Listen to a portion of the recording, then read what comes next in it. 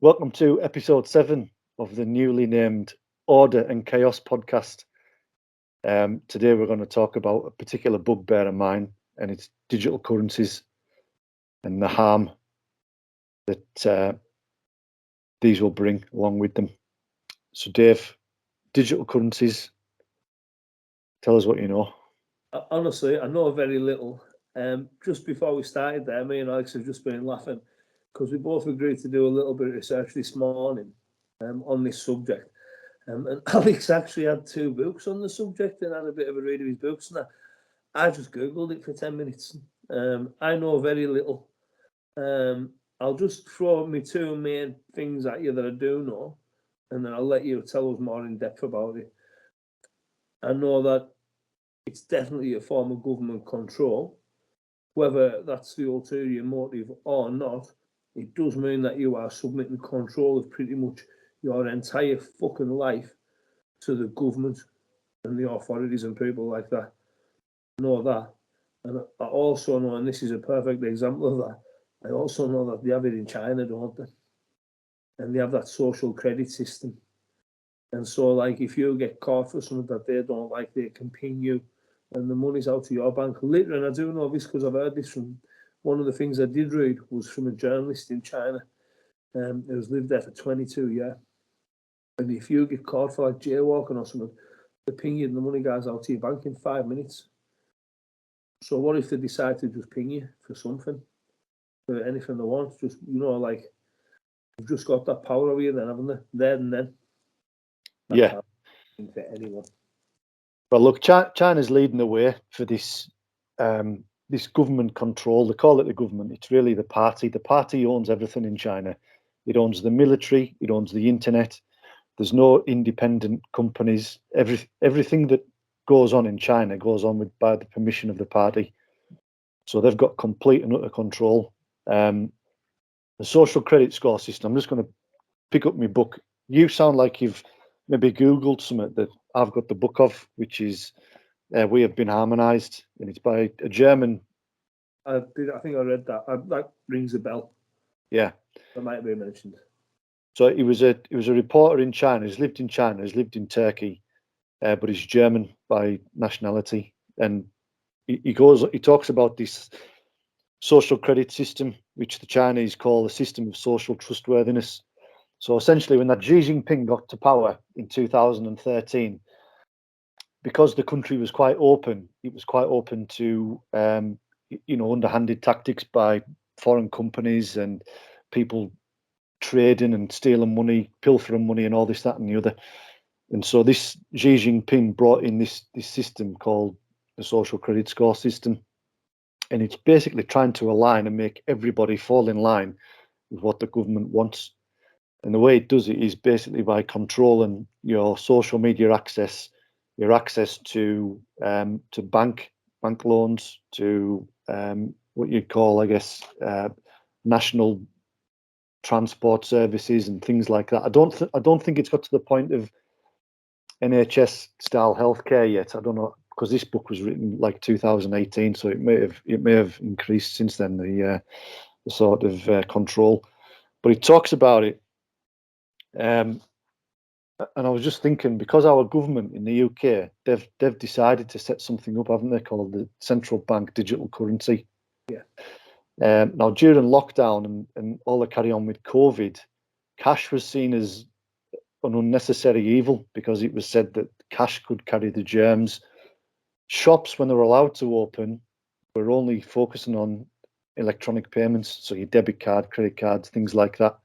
But this goes a step further. Now, obviously, if it's all electronically based, the government is going to be able to view and control everything that you spend your money on. So what does that do to small businesses? Well, it takes away a lot of ability from these small businesses that require cash to function, doesn't it? I mean, what would you do? How would you have to set yourself up? You know what I mean? Like, it's dead nice and informal, isn't it, with me? You turn up, you square us up, you don't turn up, you don't square us. None of these direct debits or any of that. People just tip up and square us up and then pot it off. And that's the way I like it. That's the way all my punters like it, because it's nice and casual and informal, isn't it? I don't want something like all regimented. And I don't, I have people that if they cancel, I don't charge people if they cancel. If something happens and they can't make a session, I'm like, yeah, so and I don't want them having to go and fight on with a direct debit or have to cancel or like just you didn't come, you didn't pay. Sound? Do you So know what I it's mean? flexible. It's about flexibility, isn't it? Yeah, that's it. It is. And if it goes digital, all that flexibility is taken out. There's no sort of give and take. Everything's run by the book because it's all documented electronically. Now, say if this is sort of the conspiracy end of it, but say if the the heat of climate change comes in.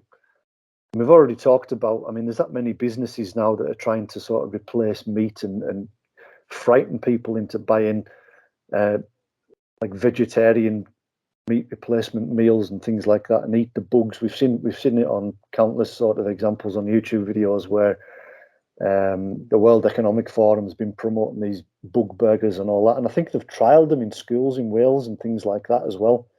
These bug-based diets for kids, and it's like, well, you might only get a certain amount of social credit scores which allow you to buy, I don't know, maybe a burger a week or something like that. If you go over, you have to pay additional credits for it or additional money. If you want to drive outside of your 15-minute city, do you get an extra fine if the camera catches your number plate passing through a certain barrier or border or something like that? It's all very sinister. We're infringing on people's freedom, isn't it?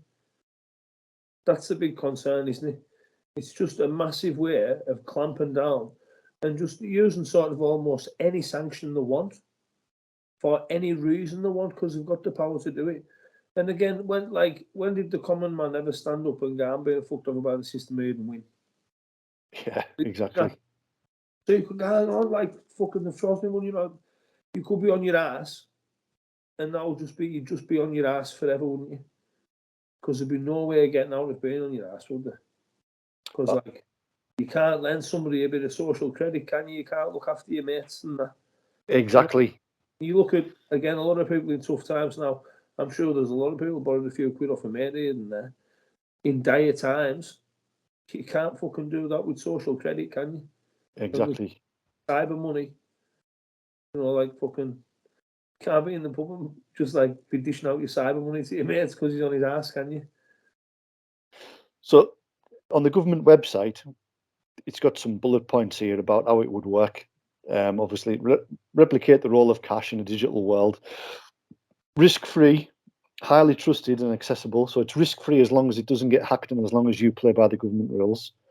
It's issued by the Bank of England, so unaccountable to the government because they're a separate entity completely. Subject to rigorous standards of privacy and data protection. Now that would be cool, but we know that during COVID, in two countries that I'm aware of, in this country, we were subject to emergency rules because it was a pandemic, and I think that only finished. I don't know if it was last year. In Canada, I think the emergency laws are still in place, and because of that, One of the main guys fan of China, isn't he? He's a yeah, man fan of China. exactly. He said he was a fan of this democratic. What does he call it? I've wrote it down. There's a word for it that he calls it. It's still the democratic dictatorship. That's what they call it in China. And that Trudeau said he was a fan of it. Now, he made a certain industry in Canada. He made it compulsory for them guys to get their vaccines, and it was the guys that they're doing the shipping between Canada and America through the import and export routes.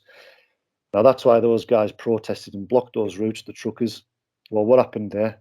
We all know, don't we? They got their bank accounts frozen.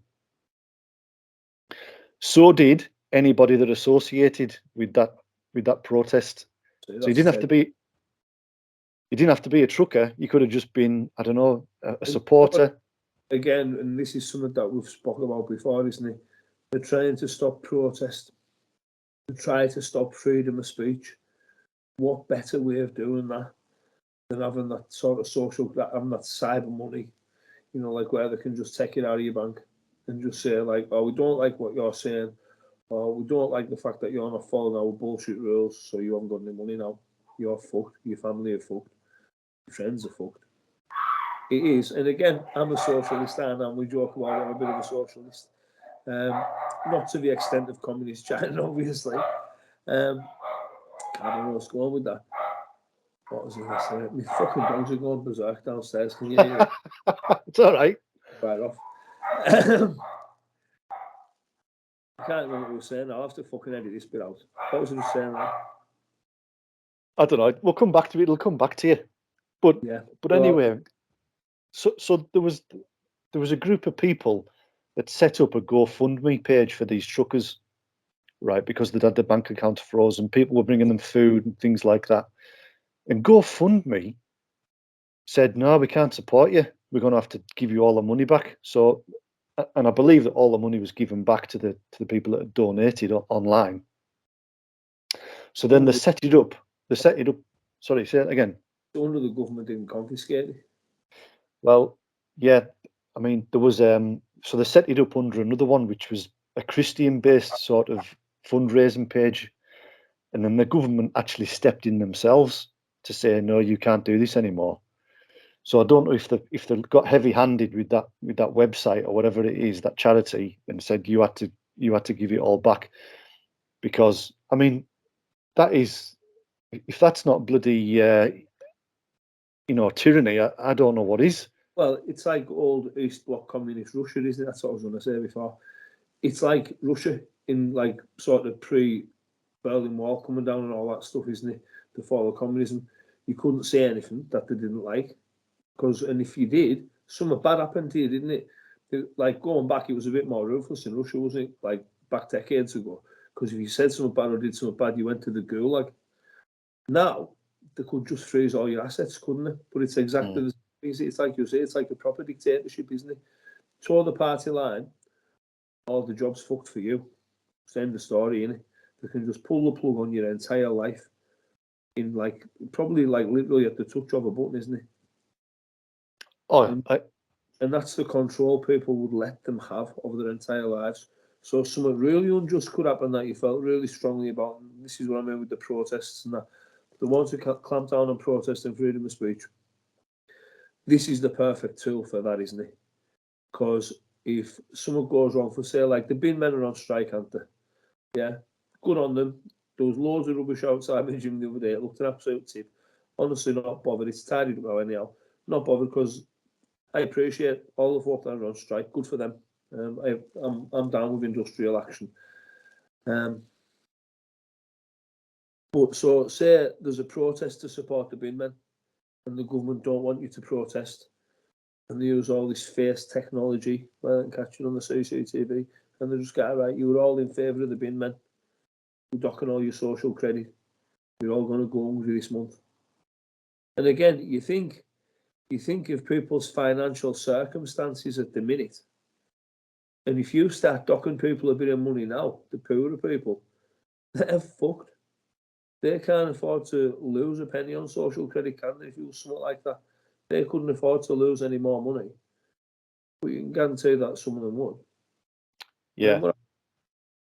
And again, there's no because there's no support network from your mates or your fam. I don't know if we'd be the same as France when it got. I don't know whether we'd. Obviously, in China, it's a completely different kettle of fish, isn't it? I mean, it is a proper Soviet-style dictatorship over there. They've got that much technology. That the streets ahead in terms of technology. A few decades ago, when they protested in France, and they just ran tanks over them and that, didn't they? Oh, in China. Yeah, China. Sorry, Tiananmen Square. Yeah, you're not protesting there, are you? Exactly. Over here, you've still got a chance. But decades from now, if people aren't careful, when people want to protest in this country, they'll be driving tanks over us as well. Well, you've seen what the police were like in those French protests, didn't you? They weren't police, were they? No, they were like just absolute bully boys, weren't they? They were fucking stormtroopers, weren't they? Yeah, they absolutely. They're dressed like more gnarly than the Nazi stormtroopers were, and they're dressed like someone out of fucking RoboCop or something. They're dressed to like intimidate, aren't they? And that's what they do. They just run around intimidating people and bashing people. And honestly, we're not that far from it being the same here. But if we were at protests and doing the same sort of things here, we're probably a year or two away from that sort of thing over here. And then where does it? And then how far is it from that level in France, of where you've got the police running riot, bashing people up and they're allowed to do it and get away with it? How far is it from that to becoming China in terms of a dictatorship? Because I tell you what, it isn't that far. And I tell you what, honestly, I hope somehow, honestly, I really hope somehow that all them French protests actually have an effect and actually like do something to change that Macron government. And I hope it happens. And I can't believe it's like I'm rooting for the French so much. And I mean, I'm not xenophobic or anything anyhow, but you're just rooting for the French to win because they're like sort of showing the way for the rest of Europe, but definitely, aren't they? Because they're actually fighting the authorities and making a fucking stand. And the Dutch, they had a go, didn't they? The Dutch farmers, they stood up in that, didn't they? But I think a lot of the rest of the spot, people are just, they're a bit taking things lying down. And I think if the French protests can actually have some sort of impact, it'll maybe inspire a few folk in other places, hopefully this country, to maybe protest against some of the stuff that we're having to put up with. Yeah, I think as a country or a nation, we're slowly sleepwalking into this despotic sort of dictatorship. Definitely, I mean, it's being pushed by our old mate Rishi Sunak, and obviously I've said before he's an unelected African Indian. He's of African Indian descent. What what interest has he got for the UK? His citizens, I don't know. His father-in-law is an IT icon. He's worth 3.9 billion. There'll be backhanders. There'll be people with fingers in pies all over the place. It's just like the Ukraine war. They're all making money out of this. They just decided to send over some kind of long-range missile to the Ukraine. They're spending money hand over fist to go there. We talked about the protests for the royal family coronation the other week, and the Ukraine war fund is 610 times more expensive than the coronation. Well, where's the protests about that? Well, there isn't any, because people have just got this sort of parochial view of what happens with our tax money. They got the track and trace system, which was 30 billion during lockdown. What happened to that money? Where did that go? Who funded that? I mean, sorry, who got the funds from that, and how have they spent it? You want to see it. If we're talking about the NHS being underfunded and all this, that, and the other, well, fucking hell, there's 30 billion quid just gone down the pisser. Yeah. It's an absolute disgrace. And anyway, I know that's gone slightly off topic again, but there's always, though, isn't it? It's what? It's all important stuff, though, isn't it? It's kind of all linked, isn't it? So I think that's the thing with everything that we've talked about so far, and probably everything that we'll talk about for the next 12 months. We'll all be linked, won't it? We're banging on the same drum all the time, aren't we? Yeah. He's a quick point I wanted. The world. Sorry. Trying to save the world for our podcast. by a poorly watched little podcast. 100. So like and subscribe and share it with your muckers. Please get more people to watch. We are trying to save the world. Dropping knowledge bombs, telling people the truth that you don't see on the BBC. So get out there, guys. Yeah, just one last thing to finish. In the EU, you're only allowed to spend £1,000 cash transaction. Who made that up? How's that allowed to be? 1,000 quid? Bonkers, eh? When you go into the bank, see, I've had some building work done on my house. I've had the roof done recently, haven't I? Cost a couple of quid. I went to the bank to get the money out for the builder. It was like a police interview. I had to go in with ID. I had to state why. I had to state that I wasn't being pressured into withdrawing money and it wasn't going to be used for illegal purposes. I had to tell them why. I had to tell them the name. Or I had to tell them the company was a local company, and I had to tell them what exactly the renovations were. And it was like, I was like, why do you need to know this? Well, we can't give you the money if you don't tell us. Again, it's getting close to that police state. And I'm like, it's my fucking money. You're doing me a service, so you should just give me the money without any questions whatsoever. What the fuck? Unbelievable. Well, Neil Oliver mentioned something like that, I'm sure the other day. I'm sure it was on there. And he was saying about a friend that had a similar thing. And when she went, the first time she went, she wouldn't disclose what she was because she's saying her ass. And right, understandably so. And they wouldn't give it, and she had to go back. They wouldn't give it her own. How the fuck is that? You've earned it, but you can't have it. Well, it's like this. You pay tax on it when you earn it. Everything you pay for, you pay tax on. If you want to save it, you pay tax on it. If you want to buy a house with the money that you've already been taxed on, you pay tax on it, and you continue to pay council tax and everything else, and stamp duty and whatever else. And now they want to make sure that everything's documented, so that you can't get away with earning a few quid on the side. Oh no, you have to declare it also, eh? But anyway, so look, all these leaders that are trying to implement this central bank digital currency. So Trudeau's probably the worst. We've got Sunak, who's just an absolute spineless little twat.